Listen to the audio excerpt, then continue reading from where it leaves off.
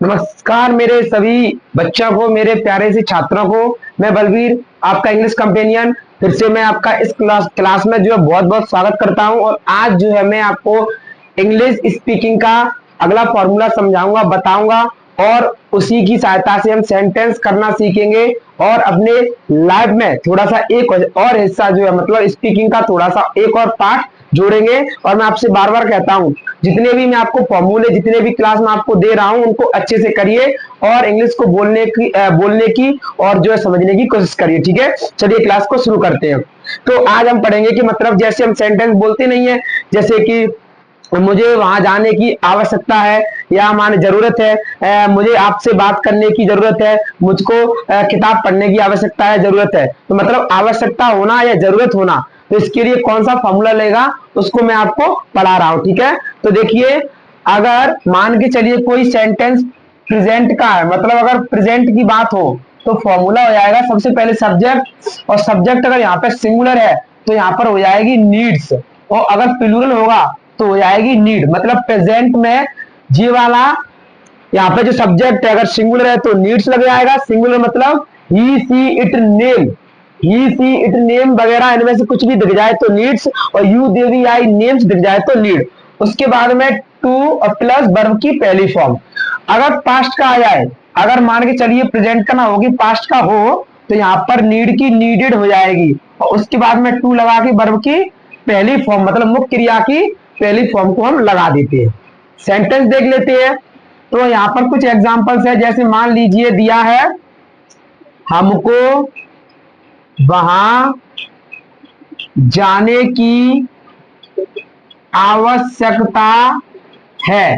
तो ये प्रेजेंट का है, तो प्रेजेंट का है सबसे पहले हमको मतलब वी, और वी होता है प्लूरल, तो इसके लिए वी और यहां पर लग जाएगी नीड, क्योंकि प्लूरल होगा ना प्लूरल तो नीड लगता है। तो वी नीड टू और गो, और वहां लिखी है तो देयर, तो वी नीड टू गो और देयर, बस हो गया।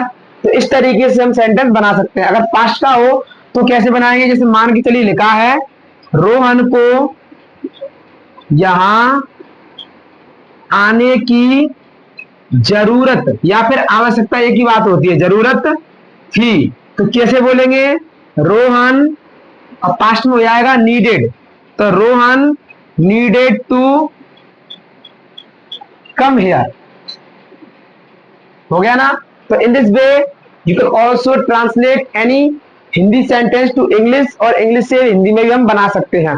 तो इस वाले फॉर्मूले का प्रयोग करेंगे। अब इसके सिक्स बनाना से मतलब जो है देखते हैं हम सिक्स कैसे बनाएंगे। मतलब निगेटिव हो तो क्या करेंगे, तो देखिए अगर निगेटिव हो या इंटेरोगेटिव कुछ भी हो प्रेजेंट में तो डू या डज लगाती हैं, और अगर पास्ट में हो तो डिड लगाती हैं। मैं प्रेजेंट का मतलब इस वाले फॉर्मूले का जो है मैं आपको सब बता देता हूं, इंटेरोगेटिव, निगेटिव, डब्ल्यू सब बता देता हूं, उसी की सहायता से पास्ट का भी क्लियर हो जाएगा।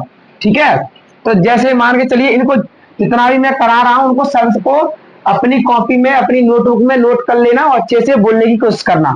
तो इसके सिक्स बनाना सीख रहे हैं प्रेजेंट के। तो अगर ये तो पहला हो गया अफर्मेटिव, इसका निगेटिव बनाएंगे तो सब्जेक्ट लगाएंगे, और प्लूरल होगा तो डू, सिंगुलर होगा तो डज, उसके बाद में नॉट और नीड्स और नीड। मैंने बोला था कि डू डज या फिर डिड जो भी हमारे जो आ जाते हैं तो वर्ब की पहली फॉर्म आती है। तो यहाँ पर क्या हो जाएगा कि डू या डज ले लेंगे, और ये जो नीड्स है उसकी पहली जी फॉर्म हो जाएगी, मतलब नीड हो जाएगी, तो नीड। उसके बाद में वही रहेगा टू प्लस वी फर्स्ट, है ना। दूसरा वाला होगा, ये पहला, दूसरा मतलब ये पहला फॉर्मूला मतलब अफर्मेटिव, ये नेगेटिव। अब है इंटेरोगेटिव, तो सबसे पहले क्या लगाएंगे, प्रेजेंट में क्या लगता है डू या डज, सब्जेक्ट, और उसके बाद में क्या लगेगा नीड टू, और वर्ब की पहली फॉर्म क्वेश्चन मार्क। पूर्व वाला इंटेरोगेटिव का नेगेटिव, तो डू या डज, फिर सब्जेक्ट, फिर नॉट, और उसके बाद में नीड, और टू, और वी फर्स्ट। ठीक है, वर्ब की पहली फॉर्म डब्ल्यू एच का, और सबसे पहले डब्ल्यू एच, उसके बाद में डू या डज, फिर सब्जेक्ट, उसके बाद में नीड, और टू, और वर्ब की पहली फॉर्म और क्वेश्चन मार्क। ठीक है, डब्ल्यू एच का निगेटिव मतलब डब्ल्यू एच की वर्ड का निगेटिव हो तो डब्ल्यू एच लेंगे, डू डज लेंगे, सब्जेक्ट लेंगे, यहाँ पर नॉट लग जाएगी, नॉट का विशेष याद रखना, नीड के पहले लगाना है, और उसके बाद में टू और वर्ब की पहली फॉर्म क्वेश्चन मार्क। अगर मान लीजिए तो प्रेजेंट वाला जो था ना फॉर्मूला उसके सिक्स हो गए। अगर मैं पास्ट का बनाऊं तो जहां पर भी आपको डू या डज दिख रही है, do does, do does, do does, do does. तो जितने भी हमें जो है जहां जहां आपको डू डज दिख रही है और इसकी जगह पर आपको डिड लगा देना, केवल डिड, और पूरे सेम रहेंगे पूरे फॉर्मूले। उसकी पहचान उसमें जरूरत थी या आवश्यकता थी पास्ट के लिए, और प्रेजेंट में होता है तो जरूरत है या आवश्यकता है। और इस तरीके से हम सेंटेंस बना सकते हैं। जितने भी फॉर्मूले अच्छे तरीके से ये समझ लीजिए, याद कर लीजिए। आप भी अपने हिसाब से अपने रोजाना के जीवन में सेंटेंस बोल सकते हैं, बना भी सकते हैं। ठीक है, तो वीडियो को लाइक करिएगा और चैनल को सब्सक्राइब जरूर करिएगा, और अपने साथियों को, अपने मित्रगण जो भी है सभी को शेयर करिए।